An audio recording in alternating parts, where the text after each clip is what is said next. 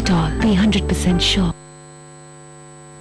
ప్రజలంతా రంగుల కేళి హోళీని ఆనందోత్సాహాలతో జరుపుకుంటున్నారు. జీవితం ఆనందమయం అవ్వాలంటూ రంగుల్లో తడిసి ముద్దవుతున్నారు.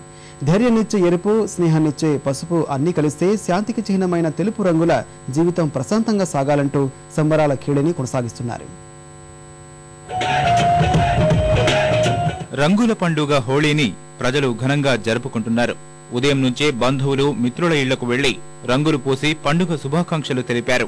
రోడ్లపైకి వచ్చిన యువతీ యువకులు చిన్న పెద్ద తేడా లేకుండా రంగుల్లో తేలియాడారు. జీవితం సప్తవర్ణ శోభితం కావాలంటూ సంబరాలు చేసుకున్నారు.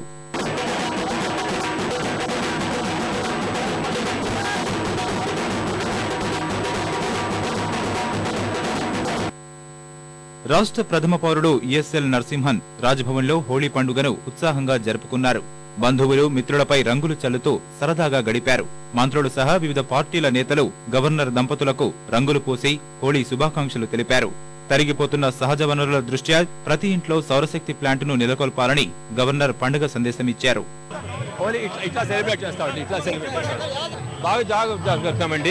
అందరూ కూడా ఎనర్జీ కన్సర్వ్ చేయండి, సోలార్ ఎనర్జీ స్విచ్ చేయండి. At least some portion of the houses get solar energy and help us. అదే నా కోరిక రాష్ట్ర ప్రజలందరికీ.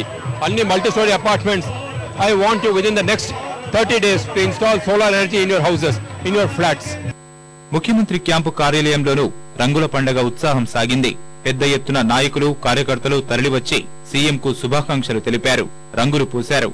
గిరిజన మహిళలు నృత్యాలు చేశారు. కిరణ్ సైతం అందరితో సరదాగా గడిపారు.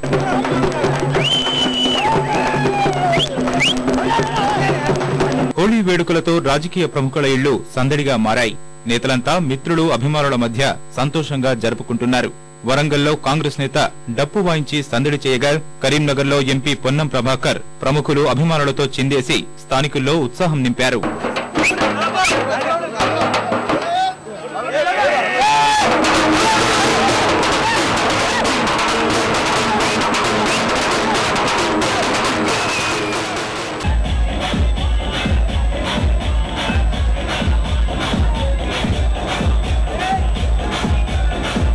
ఉదయం నుంచే వీధుల్లో గుంపులుగా కలుసుకుని ఒకరికొకరు రంగులు పూసుకుంటూ శుభాకాంక్షలు తెలుపుకున్నారు.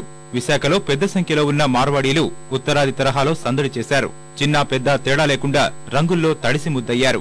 నల్గొండ జిల్లా వ్యాప్తంగా రంగుల పండుగ హోలీ సంబరాలు అంబరాన్నంటాయి. కులమతాలకతీతంగా రంగులు పూసుకుంటూ మత సామరస్యాన్ని చాటారు.